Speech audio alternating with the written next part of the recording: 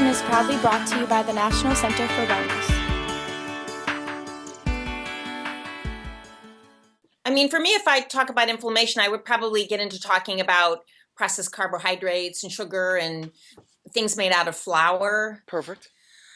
Well, inflammation is when the body is producing free radicals. I guess you can think of it as the body being scraped. I've heard it said that when you eat gluten and you eat flour, it's basically abrading or scraping the inside of your blood vessels. So it's not like cholesterol causes the problem, but yes, cholesterol is going to come in when there's a wound inside the blood vessels, and that's when plaque is going to start developing. So it's the inflammation, the the buildup of homocysteine, the buildup of C-reactive protein. We don't test these things so much in kids, but I think younger and younger children are having these problems developing.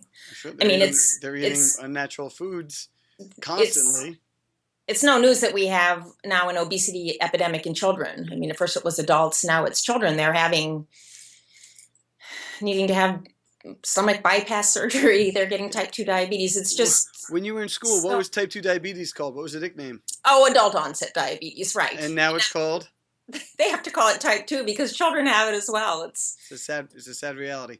So if the analogy in my head as you were talking about cholesterol is cholesterol's like the firemen. We don't blame firemen for fires. Right. And so if the cholesterol is going to the site of the inflammation, yeah. So what else causes inflammation? You talked about flour, sugar. Any other culprits that you discuss with families? Well, artificial sugar, food colorings, basically things that aren't really food, things that are chemicals. But I think another topic that we can't ignore in terms of causing inflammation would be vaccines, having chemicals injected into the body. This is going to cause inflammation, both at the site and systemically. Sure. So anyone who gets a vaccine will see that it turns red on the site. Right. So if they cause inflammation, and the response of inflammation, the body recognizes inflammation as an abnormal state, something it's trying to respond to. Processed sugar, so processed and refined foods, vaccines, anything of an abnormal or unnatural substance is going to cause that inflammatory response. What's the response downstream in the body once you have those chemicals in the body? How do you get from eating those unhealthy foods or those vaccines and things to getting to where your body starts to create a reaction that we identify as a disease state? Well, from a homeopathic perspective, and I think even a non-homeopathic perspective, I believe that the body wants to be healthy, that we want to be healthy. And an inflammatory response is an attempt to clear a toxin or bring the body back to homeostasis or its natural state.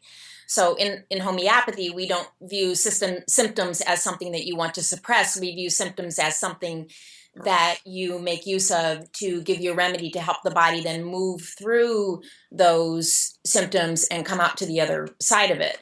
So if you notice, most medications nowadays, they have the word anti in them. There's, antibiotics and antipyretics, which would be fever medicines, and anti-seizure drugs and antidepressants. It's all anti.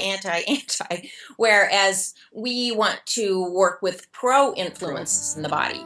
Pro-influences.